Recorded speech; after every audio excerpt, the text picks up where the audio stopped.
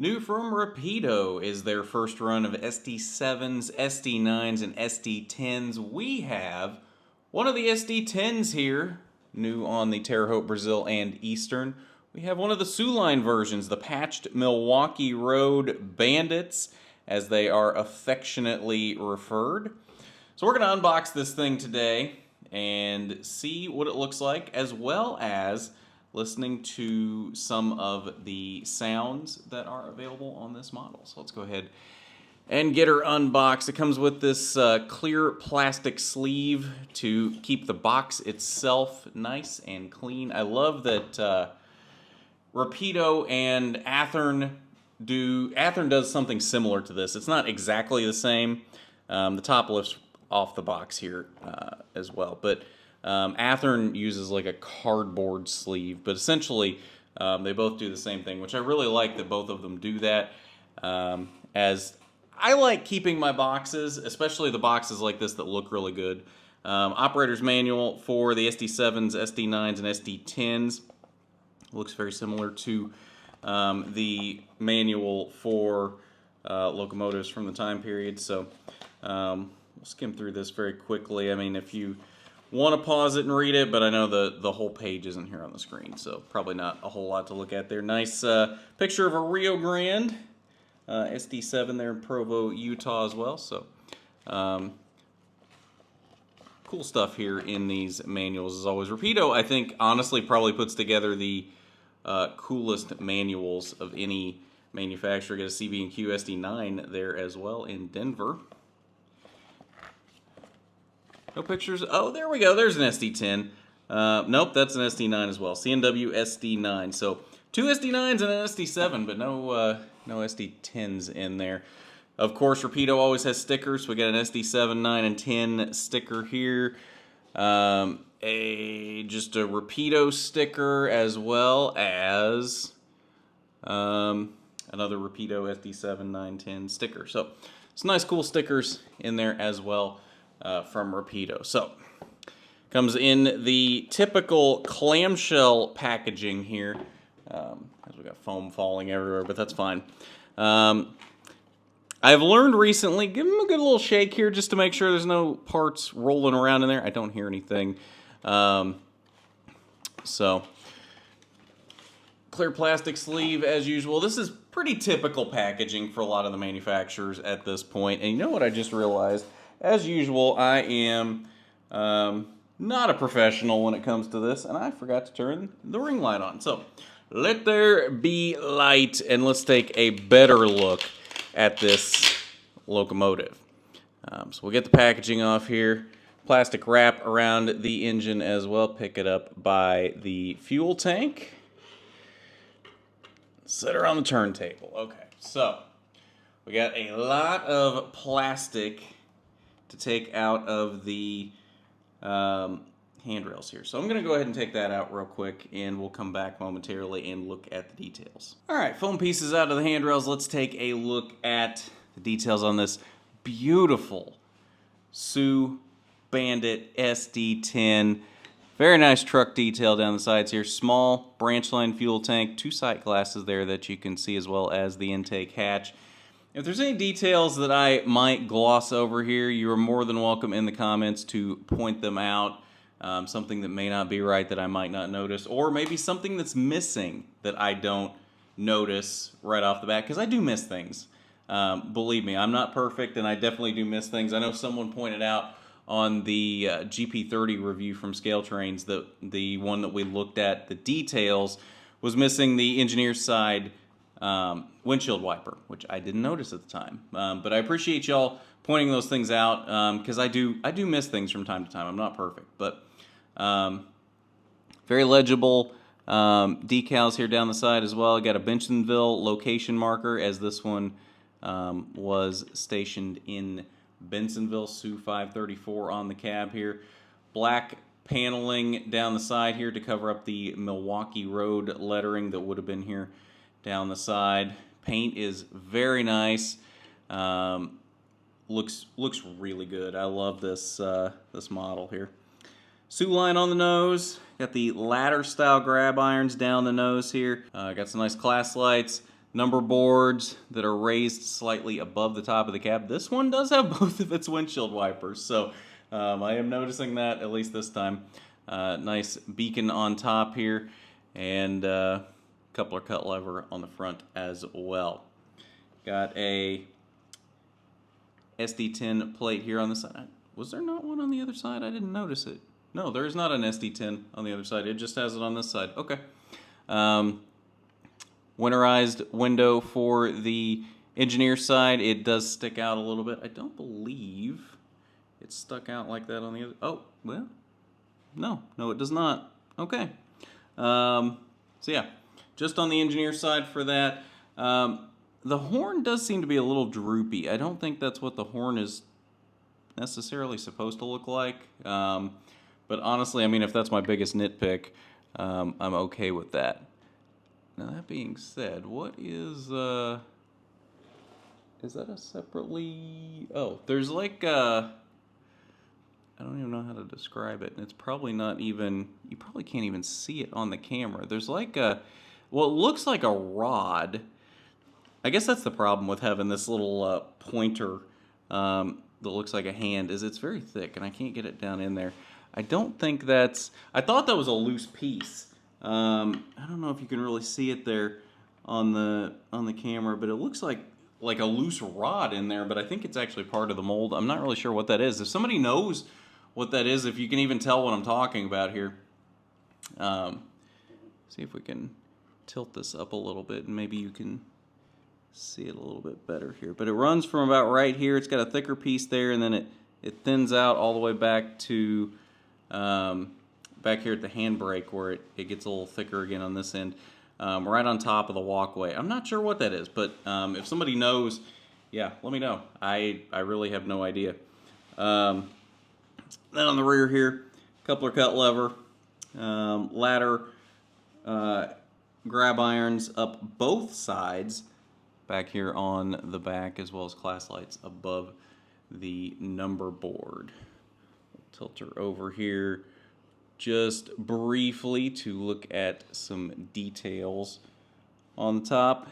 These Canon Company fans that Rapido has been using that look great. This is see-through as well, and you can definitely see the fan down through this as well. Got some nice see-through hatches here down the roof as well. And then very quickly, I mean, not a whole lot of detail that you can put here on the bottom, but you can see what is on the bottom as well. That's your details on this ST10. So let's get her on the programming track and see what this bad boy sounds like. All right, so we got our SD10 here on the programming track.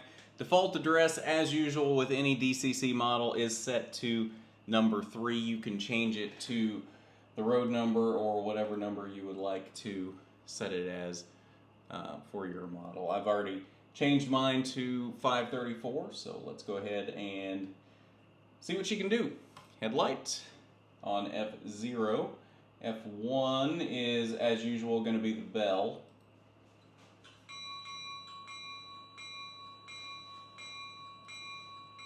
Nice bell sound. F2 is the horn.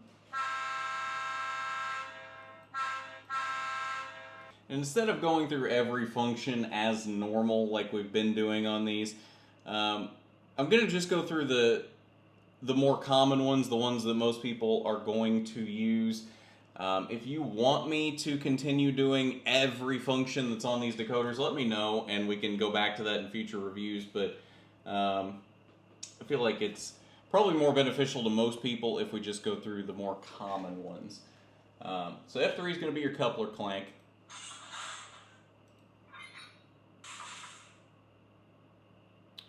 F4 is dynamic brake, F5 is flange squeal, F7 is going to be a gyro light if it's equipped, which this does not have a gyro light.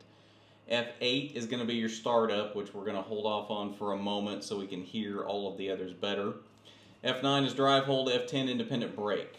F11 is directional white class lights.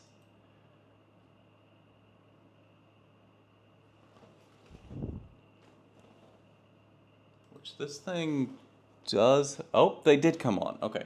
Well, let me... I'll turn the light off here, see if we can see it a little better.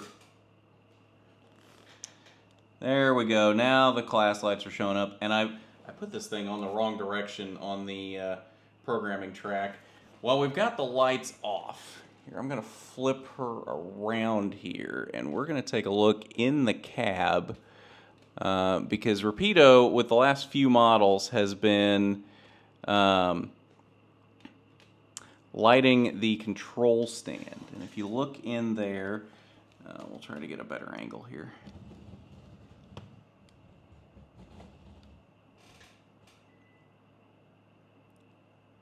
There we go. You can see that a little better now from this angle. The control stand is lit. The gauge is on the control stand, which I think is really nice. Very, very nice feature from Rapido. All right, so let's get her back, flip back around here, and get back to doing what we were doing. All right, F12 is going to be dimming the headlight. It doesn't dim very much, but if you look really close there, it does dim. F13 is switching mode, and F14 is going to be the beacon. Very cool beacon here, which, from what I've read, Rapido actually does a very cool, innovative thing to make these beacons look as realistic as they do. They actually have 4 separate LEDs in there that it rotates around to give that illusion that it's one light that's actually rotating in there. So I think that's really cool that Rapido does that. F15 is going to be a Stratolite, which this does not have. F16 directional red marker lights. F17 front red Mars light, which it does not have. F18 walkway lights. F19 number board and control stand. That'll turn those off if you want them off. F20 is going to be the air compressor. F21 Sarco splitters. F22 cab door. F26 and 27 are going to be your manual notching up and down. F28 is manual notching logic. F29 radiator fans. F30 short air let off. All right, so now that we've gone through everything, let's start up the prime mover and listen to that 567.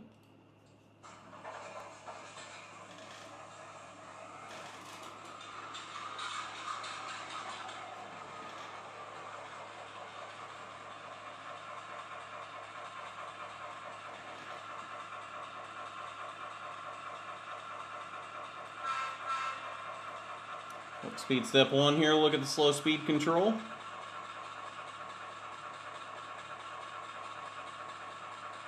Smooth as butter. I think I saw maybe a hint of jerkiness in there, but honestly, that might be the track.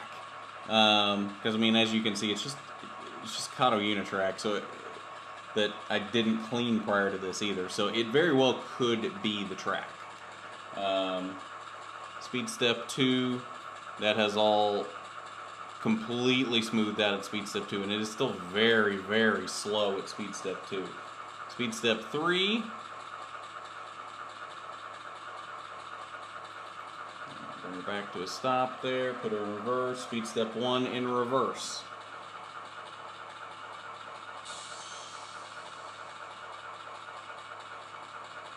Super, super smooth. Very, very happy with that slow speed control. This thing will...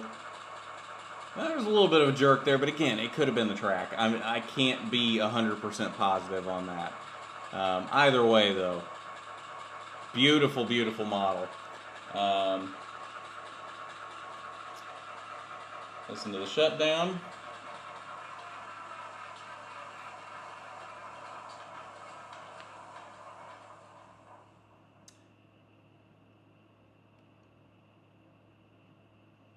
And that is going to be our look at Rapido's first offering of SD10s.